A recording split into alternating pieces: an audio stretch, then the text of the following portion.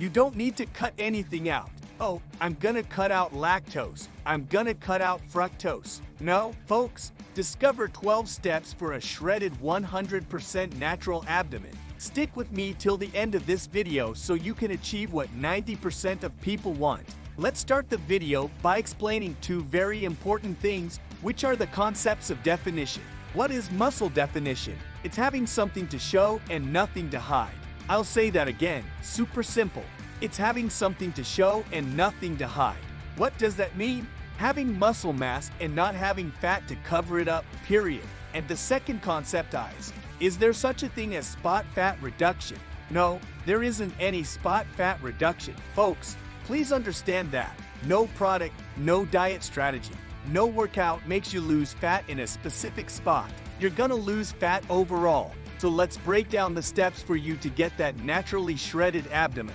The number of reps in an abdominal workout, we already got that spot fat reduction doesn't exist, so doing a lot of reps won't make you lose spot fat. So what should we aim for in a muscle building workout for the abs? Building muscle mass. How do we build muscle mass? We train to failure, and perhaps for that, if you have strength in your abdomen, you'll need to add weight, a plate behind your head, an ankle weight for lower abs exercises. Use the cable machine, whatever. Add weight if you feel the need to fail within about 8 to 15 reps. Meaning, if you do way more than 15, should I add more weight to be within this range? Exactly.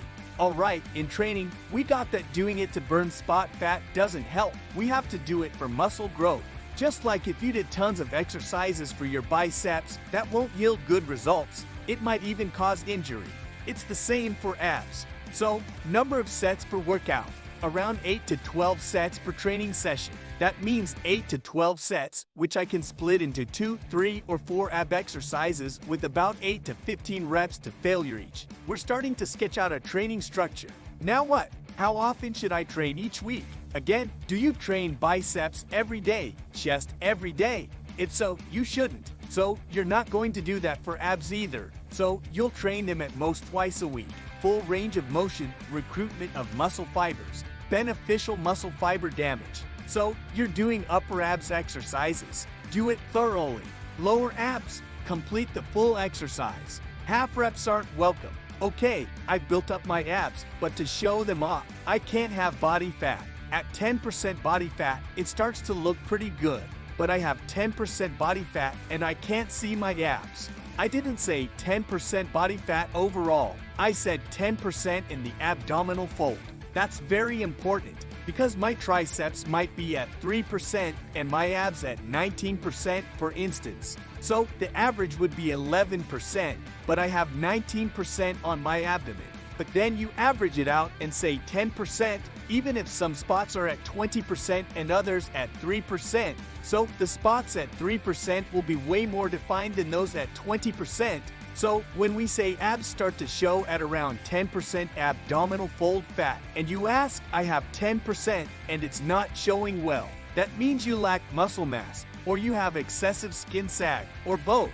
Cardio, no point in overdoing it. Alright guys, cardio is to create a calorie deficit or to burn fat, so don't overdo it. Progress gradually.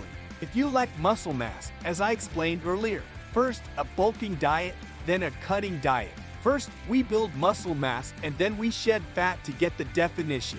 In this case, we can work with macros of 2 grams of protein per kilogram. So, a 70 kilograms person would consume 140 grams of protein per day, 1 gram of fat per kilo, and for bulking, 4 grams of carbs per kilo, and increase when weight plateaus. For cutting, 2 grams of carbs per kilo, and reduce when weight plateaus. Sure, there are many strategies, but this is a straightforward path you won't go wrong with.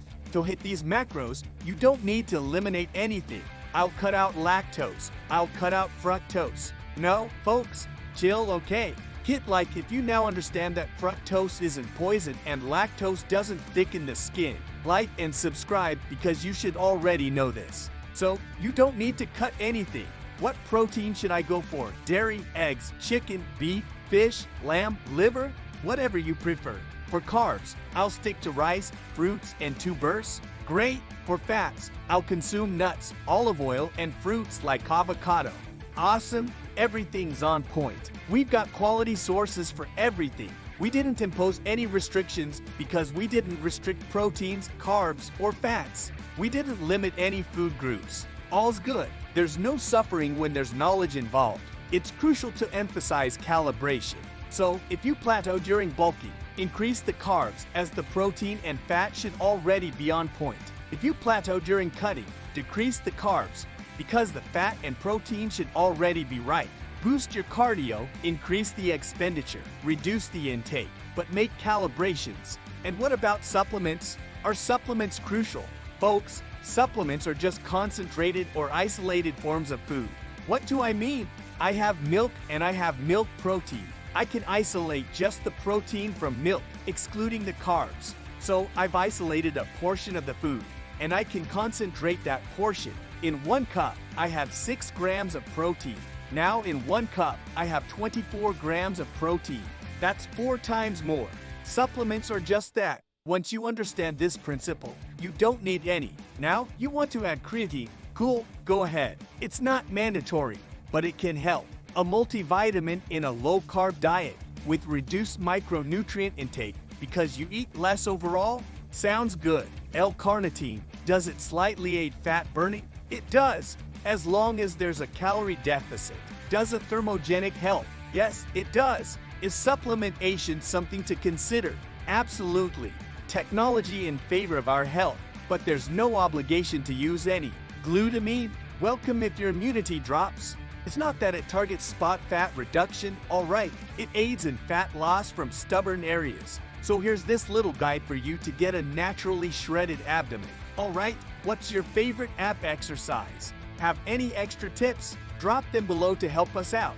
If you like this video, give it a thumbs up. It helps a lot. Let me know in the comments below, and I will respond to the comments. And don't forget to subscribe to the channel. And a big thank you for sticking around till the end. Don't forget to contribute and help another friend in the comments. Stay healthy, stay happy,